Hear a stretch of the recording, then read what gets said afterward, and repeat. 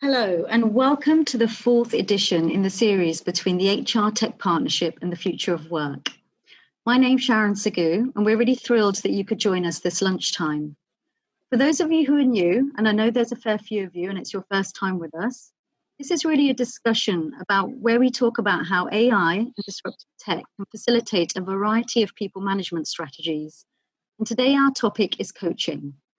So I'm absolutely delighted to be joined by three panelists today. Firstly, I have Sonali Roy Chowdhury. Sonali is the HR Director for the Asia Pac region for Procter & Gamble. So welcome to Sonali. We also have Claire Garner.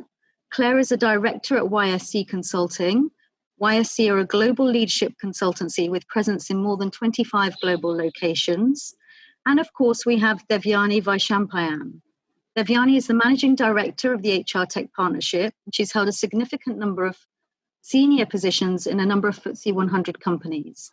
So welcome to Sonali, Claire, and Devyani. Just to mention, there is a chat function, so if you do wish to ask us any questions, I will field those at the end of the webinar, so please feel free to just add in anything that you'd like to ask our panel. And I'd like to start by handing over to Devyani to really set the scene for us. Thanks, Sharon. So I think all of us are now getting quite used to the significant change that has happened over the last 2 months or over 2 months. But I think what's interesting is this change is impacting all levels in the organization. So if you look at senior leaders, what they've had to adapt to very quickly is to change their style. From probably a more business-focused, controlling style to a much more of an empathetic, nurturing style. But at the same time, having to make some very rapid business decisions, which could be quite difficult. The biggest challenge has been, however, for managers of teams. In any case, it was always not easy, given intergenerations, changing mindsets. But I think remote working is particularly making it far more difficult for them. So what you could be just meeting someone at the coffee machine or having a quick chat, I think it's getting very difficult for managers to understand when the teams have to be supported, if they have an issue, or when they need to be helped out. And it's been equally difficult, I think, for employees because the level of uncertainty has been very high. And more importantly, I think it's like, do I have a job anymore, is looming ahead. But also business models are changing quite significantly. So I think many of them are realizing their skills have to be quite different, but they really don't know often who to turn to or what to figure out. So I think traditionally coaching has probably been meant mainly for either senior managers or for high potential or talent. But I think that's changing quite significantly. And good organizations, I think, are realizing that coaching needs to happen almost for everyone. But of course, the challenge is how do you make this happen in a cost-effective, easy way, particularly when people are no longer working together. So I think the topic for today, which is really AI and digital solutions for coaching, for me, is very timely and relevant. Fantastic. Thank you, Devyani. Some really great thoughts for us to consider. So if we go straight to our panel, I'd like to ask Sonali. Sonali, what is it that you're currently seeing in the way of AI and digital solutions around coaching right now? Thanks, Sharon, and really glad to be here. Being part of a very operational business and consumer goods, the last few months have seen us gone through a bit of a roller coaster, with the first few months being just rapid response and keeping operations going, to now focusing more on what's the reboot and restage look like, and finding ways to deliver, a great experience as before, but actually better if we can. And the way I'm seeing where coaching and AI are playing out is wherever we are finding the need for scalability. For example, large organizations, large teams, people managers, younger managers who are dealing with these kind of situations for the first time. We are having to see how do we deliver that capability very quickly in a scalable manner, self-directed as far as possible, however, without losing the human touch. So, for example, one of the things is we are actually piloting an AI platform which helps young managers deal with all kinds of different situations and simulations in bite-sized kind of interventions or nudges, as I call them. And the benefit of it is that they can do it in their own time. It's very easy to scale across, large teams, multiple countries, even globally.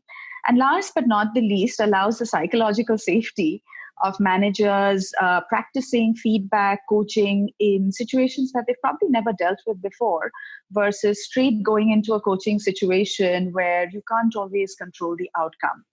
So we are definitely seeing a much bigger pull, and this is going to become a key pillar of kind of the restaged organization going forward. I think last but not least, I will say that while technology definitely has shown itself to be a skill that everyone needs to have, just given the pandemic we've gone through, the value of the human touch has actually also become even more important. So finding that balance between high tech but also high touch, and it's not an easy one, I think is going to be something for us kind of professionals and coaches to find that balance going forward. Great. I think a lot of people at home will be able to relate to that. But what do you think, Claire? What are your thoughts on AI solutions that you're seeing your clients using in coaching and feedback? Yeah, it's a really interesting one. So first up, thanks very much for having me as one of your panelists. It's great to be here. Thank you. Yeah, it's a really interesting one. So to really echo Sonali's points, we're seeing a real shift away from coaching being a very one-on-one activity focused on top of house towards organizations being much more focused around how can we really develop talent at all levels in the organization, and making sure that happens in a very inclusive way. So there is a real focus as we're moving through this period of lockdown and uncertainty around how to upskill people in terms of the sorts of socio-emotional relationship building skills that are going to be really important coming out of this. And AI solutions are one way that's going to be really effective to deliver those at scale and in a very kind of democratic manner. So to put the tools of development and coaching into the hands of participants, to be very, very transparent around data, and to just help people be very self-guided and self-directed around their own learning. AI has a real interesting application in terms of being able to consolidate different data sources. So as individuals go onto these platforms, they're going to be using like psychometrics, maybe self-assessment, maybe 360 data, some performance data. And AI can really bring all that together in a really rich way, and then sort of direct people towards developmental activities in a way that's just much more efficient and scalable than we've seen before from, the kind of one-on-one coaching thing. So in terms of delivering programmatic work in a really kind of fluid, in a way that people can access at a time that suits them, and then be able to follow up on that in a much more targeted way. AI can do that in a way that individual coaches just can't really do. Fantastic. Thank you, Claire. So it's really apparent from, what yourself and Sonali are saying that there is some level of digital solutions that are being considered currently. But if we just turn to think about adoption for a moment and what's going to happen in the next 12 to 18 months, and I'll just go back to you, Sonali, given how quickly the landscape has changed due to the current situation, what is it that you see yourself doing differently in terms of AI and digital solutions around coaching? Okay. One, I'll start with coaching or talent development related interventions can vary from being bite-sized interventions to long-term partnerships and relationships, right?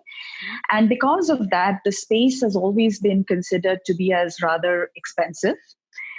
Because people think that you need to offer the same kind of experience, which is a coach available to everyone. So one is in terms of the tools that I'm seeing, and I think that is where we will probably see a lot more adoption, definitely for companies like us, but many others, is from a scalability standpoint, efficiency, smaller interventions, to larger teams. There's a lot of solutions out there, and AI kind of provides that sweet spot between being able to do it quickly, however, without kind of taking away some of the elements depending on what solution that you use. Now, is it likely? So I see that, I think, accelerating very quickly. From a more deeper coaching engagements at C-suite level, is that going to be completely taken over by AI tools in the next 18 months? I would say not.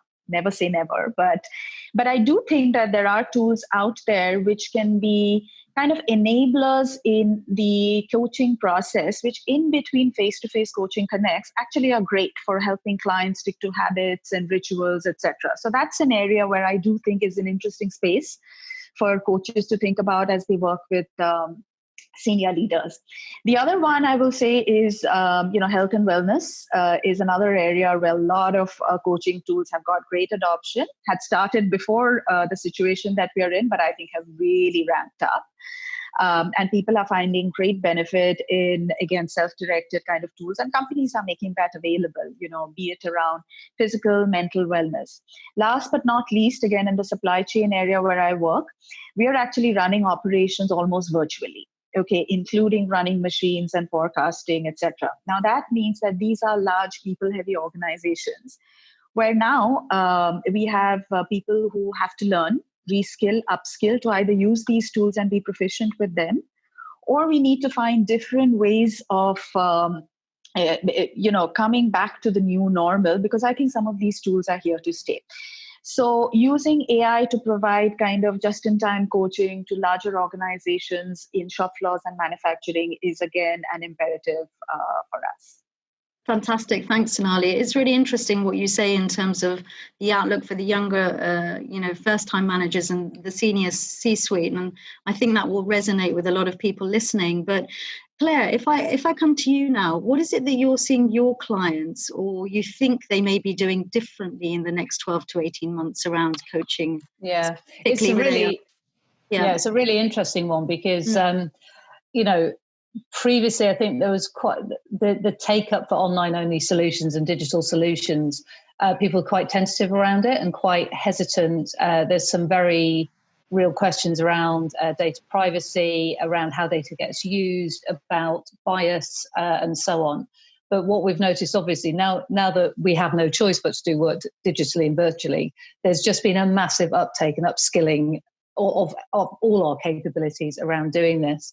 So even in the kind of conventional one-on-one coaching space, that's had some really nice knock-on effects of how you can use the technology that's available on Zoom to augment your coaching practice and actually make it a better experience perhaps than just being sort of one-on-one in a room.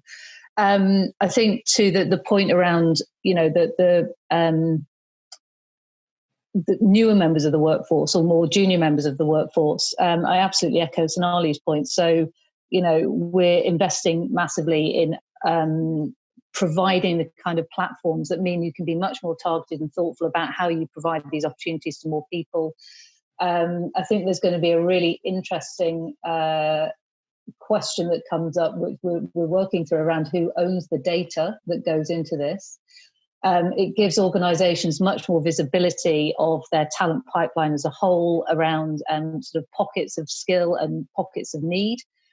So when you get the data loops going properly, so when you're able to integrate the kind of individual data against performance data, when you can kind of aggregate that up into cohorts or teams or, business units, that starts to get really, really interesting and a really powerful organizational tool. I just want to echo also what Sonali was saying about C-suite coaching. So we're really seeing digital and AI solutions, machine learning as being a fantastic tool to enable better, more democratic kind of development to go to many more people.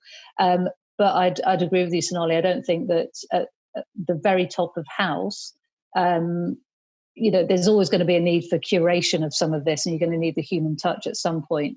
One thing that AI is very unlikely to be able to do is to drive insight and look forwards. So it's very good, obviously, at learning what's gone into it, but the piece around really enabling sort of prioritization, filtering, and tailoring at a very senior level, we see there still being, the need for the human touch at that point. Thanks, Claire. No, really, really good insights. But I think I'd just like to bring Devyani into the conversation. I think, Devyani, it would be interesting for those who are listening at home, just if you could provide some insights on different solutions, perhaps, that you are seeing coming up in this space. So thanks, Sharon. So I think just to, summarize a bit of what Claire and Sonali were saying, that there has been some level of use of digital solutions, but I still think coaching has been primarily a face-to-face activity. Of course, using video coaching has definitely been in practice till now, but also there have been some individual apps that have been used. But if you look at the next 6 to 18 months, there will definitely be a much bigger intake of AI and digital solutions. So at the very basic level, I think there are, if someone wants to use an AI platform, they can use it, as Sonali said, to really bring more efficiency and scalability into what they already have. So you could have an internal mentoring program, you have an internal coaching program, and simply bringing it onto an AI platform gives it a very different kind of capability.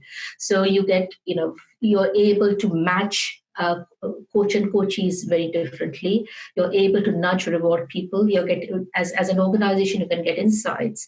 Or if you have, there are digital platforms now doing what I guess traditional coaching organizations did, which is provide a suite of coaches. But again, I think the kind of intelligent matching, cost, speed is at a very different pace. The second area that AI can provide is to really provide first-level individual advice. Now, again, I think we all agree that this is clearly not going to replace humans, but in the first instance, particularly for your younger employees, I think the first-level help they need could be done through an AI coach, and that is proving quite popular right now. The third area that I see AI being quite active is to provide career options. And I referred to the fact earlier that this is now going to be important, but in a very different sense, because it's no longer a case of, oh, what will that our employee X do inside our organization for the next 10 years and how can we develop a career path? I think the reality is over the next 6 to 12 months, you don't know whom you're going to have. But equally, I think as organizations, we have a responsibility to support them, whether it's internal or external. So I think allowing employees to do it at their own pace, empowering them to do it, giving them the psychological safety. I think Sonali referred to psychological safety. These solutions provide a lot of psychological safety, even for an employee to do that. But also not making them feel that they have to do it because either they no longer have a job or the organization doesn't want them. I think coaching is a very safe way to almost support and upskill your employees. Team coaching is another area that AI solutions are playing a role in. And who would have thought 6 months ago that team coaching would become so relevant? But I think almost every organization is going to have some level of remote working now, and remote teams are still going to be growing in size. So I think a solution that helps teams. Also, it's not just the basics of communication, but what are your values? What are your purpose? What are the right behaviors? And reinforcing team working is another area which is going to grow. Frontline workers. Now, this is interesting because you would traditionally never have associated coaching with frontline workers. But again, I heard Sonali refer to shop floor workers. And I think the reality today is with social distancing and the kind of barriers that exist, even frontline workers now have to be supported, and there are some very good coaching tools available for that. I think the biggest, however, area that AI can help is just intelligence available to the organization. And I'm using a very generic term, which is organization network analysis. But there's so much data information available today because of emails, chats, collaboration tools. And if an organization could glean those to gain an insight into what are the coaching needs of the organization, it's going to help them become far more effective around you have a limited budget, you have a larger number of employees to support. And so what could be almost done in a more significant way without having to poll managers and employees for it. So I think these are just some areas. But of course, in terms of technology, given that the human piece is still so important, I would say from a technology perspective, two-way bot communication is going to become more widespread. And what it does, again, is it facilitates two-way communication between, a machine and the human being, but in a more intelligent way. And then, of course, augmented reality is another piece of technology, particularly for, I think, mid to senior level execs, where they can simulate, they can do it in a more realistic way, and it gives them feedback. So they're far more equipped to do it then. Fantastic. Thanks, Devyani. I guess what we're hearing is that there are a number of options that HR and business leaders at home could actually think about trying with their teams. But I guess with the increased pressure on budgets and costs, getting business cases approved could be tricky. So I'd just like to go to Sonali. It would be really good, Sonali, if you could share some ideas on how you can actually build a business case to get budget for these types of initiatives. Any tips? Yeah.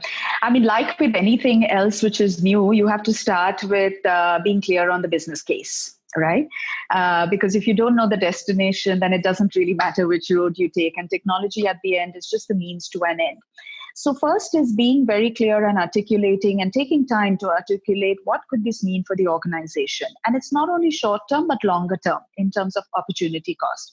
If I go back to the supply chain example, if we do nothing now, the reality is that some of the tools coming in that space are going to come regardless, right? And these are large organizations that if I don't find ways to coach and reskill them, you are going to have, very large groups of people who are, leading to labor issues, employee relations, and all sorts of things from an organization aspect, which have real kind of impact longer term. So it's important to frame both the short and the long term. The second tip is, not to start going whole hog, but do a pilot. Pick a group or pick a leader who has some energy and passion for this, preferably from the business, do a pilot and keep it short, a couple of months. And then see if it's promising and delivering on the outcome that you said, then I think there's some data for you to paint the picture and scale it up. And if not, then you need to shut it down and move on to maybe a different solution or articulating it clearly. So those are the two kind of tips that I found. Now, in general, I think a lot of solutions today we are seeing that they do provide cost efficiencies if you were to compare delivering all of this face-to-face, especially with very dispersed organizations. So that's some quick data from a cost standpoint that's always helpful. Great. Thanks, Nali. Claire, any thoughts on building business cases? Yeah, absolutely. So proving the ROI of coaching is a bit of a holy grail. It's really difficult to do. And I've worked for an organization who does we do a lot of coaching, and it's something we chew over internally a lot. I think the opportunity with AI is that it's actually much easier to show progression against goals. It can be a lot easier to demonstrate ROI. Which is always going to be a key point. So to Sonali's point, you need a really good business case as to why you're making this investment. You need a clear set of hypotheses about what this is aiming at. But then in terms of the, movement towards some of these goals, AI can just provide a much better rationale for it. The other thing I would say is that often the amount of investment that's going into one-on-one coaching can be a bit lost in the system. And if you're repurposing that to go into broader talent development, that's really an equation that you should be doing. So, if you were to aggregate all the investment that's going top of house into one-on-one coaching, that will probably come to quite a pot of money. And then that enables a different conversation to be had about, well, where do we really want to place this to have most strategic impact against our overall organizational capability agenda. So I'd be thinking of it in those terms. Sure. Thanks, Claire. And I'm conscious of time. So Devyani, is there any, it would be great if you can just build on some of those ideas quickly. Yeah, so I think just building on what Sonali was saying about doing a pilot, and I think what Claire was saying about, AI has capability, but I think it's difficult for many people to really understand. And I think there's a little bit of hype and myth about AI, which makes it feel very scary. which makes it kind of feel very inaccessible. And the reality is, of course, many of these solutions are not easily available. They're still new, they're still innovative. So the Human Capital Digital Innovation Hub that we've set up really is meant to help HR leaders do that, because what it does is it helps an organization. So we help the team first figure out a real life problem. And again, going back to Sonali's statement about what's the problem, what's the business case, what are you trying to address, rather than, oh, this is new fancy tech, let's try and experiment with it. It's not about that. We have a curated portfolio of startups and solutions. And so we help you match with what could be most appropriate. We handhold you during the pilot. We also learn and upskill your team around it. So I think the hub is really a risk-free way for an organization to try an AI solution. And we do it around all aspects of the employee life cycle. It doesn't have to be just coaching, end-to-end anything, which is an HR or a people problem. And we found that actually a very successful way for many organizations to increase adoption. Sure. Thank you, Devyani. So I've had a ton of questions that have come in, but first I'd just like to address a comment that's come, and I think the panelists potentially could see it. Really interesting perspective from Marjan. Marjan says that it's more of a statement, but she agrees that coaching has become more important to reach the wider community within organizations. And she makes a really interesting point that many global organizations will find some challenge into putting this into practice given the cultural differences. So her suggestion is that AI should therefore help bridge some of those challenges. So I just wanted to throw that out to the panel if there's any kind of advice or tips or any thoughts really for Marjan on this cultural differences kind of perspective. Don't know if you want to take that, Devyani or Sonali. What do you think? I think Sonali, because I think Sonali works for a global organization. Yeah, sure. Maybe she should take this question. Yeah. Yeah. So I think it's a great point, and frankly, not one that we've solved as yet. But I think when you look at it from a cultural point of view, first of all, getting again to the root of the problem. And if I look at, coaching and what someone wants out of it, whether you're located in Egypt or you're located in Singapore, as a manager, you want to be able to deliver a great moment of truth for the person working with you.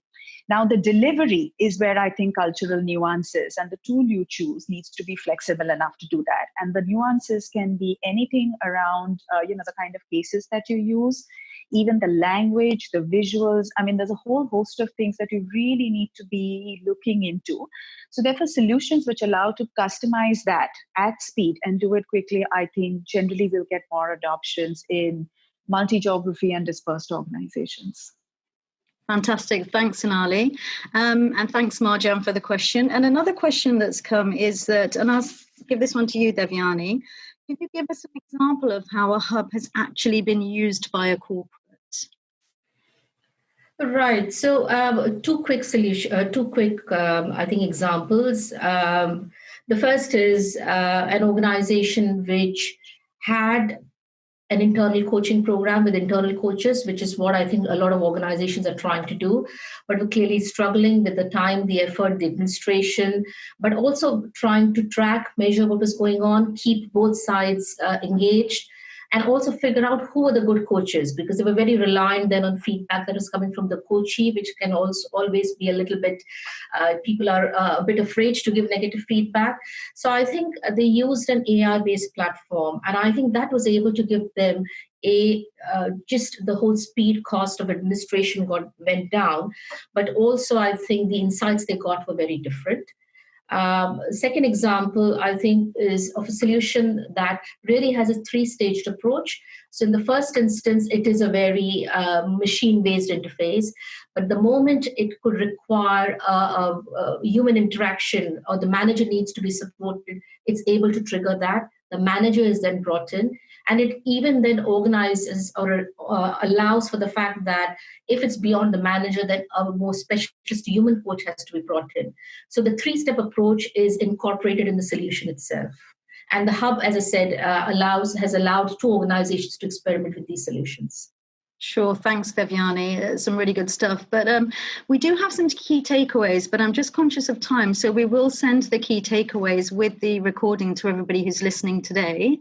I'm going to have to close because we've come to the end of our time. So thank you to Sonali, to Claire, to Devyani, and thank you very much to everybody who's listening at home. We look forward to having you with us next week when we discuss AI and the impact on change and transformation. But for now, thank you and goodbye.